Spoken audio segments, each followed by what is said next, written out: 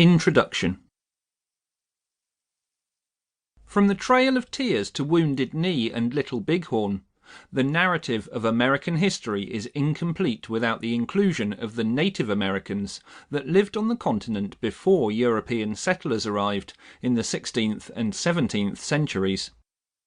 Since the first contact between natives and settlers, tribes like the Sioux, Cherokee, and Navajo have both fascinated and perplexed outsiders with their history, language, and culture. In Charles River Editor's Native American Tribes series, readers can get caught up to speed on the history and culture of North America's most famous native tribes in the time it takes to finish a commute, while learning interesting facts long forgotten or never known. Among all the Native American tribes, the Iroquois peoples are some of the most well-documented Native Americans in history. Indigenous to the northeast region of what is now the United States and parts of Canada, they were among some of the earliest contacts Europeans had with the native tribes. And yet, they have remained a constant source of mystery. At the same time, the Iroquois are a confederation of several different tribal nations that include the Seneca, Oneida, Onondaga, Mohawk, Cayuga, and the Tuscarora. Among these groups, the most famous is the Mohawk, who refer to themselves as Kanyenkehaka, people of the place of flint.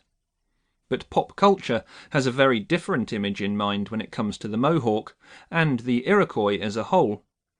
Those unfamiliar with the group associate them with the conspicuous Mohawk haircut, and images of a warlike people who scalp their enemies are still constantly evoked. The Mohawk were mentioned in James Fenimore Cooper's classic 1826 novel, The Last of the Mohicans, an entertaining novel that led to many misconceptions about the Mohawk, and continues to do so.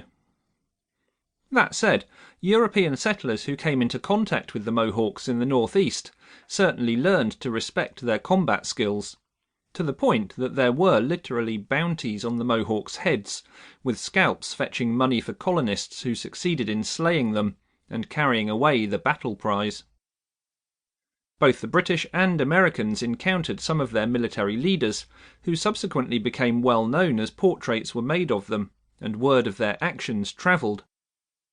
The Mohawk leader known by the British and Americans as Joseph Brant fought in the Revolution for the British and met men like George Washington and King George III. Native American Tribes, the History and Culture of the Mohawk, comprehensively covers the culture and history of the famous group, profiling their origins, their history, and their lasting legacy. You will learn about the Mohawk like you never have before, in no time at all. Introductory note. The spelling of various proper names, indigenous groups, and geographic locations can vary due to historical, cultural, and linguistic tradition. Also, application of the singular Mohawk rather than Mohawks in this context is used according to scholarly anthropological criteria, notwithstanding the fact that some Mohawk groups use the plural.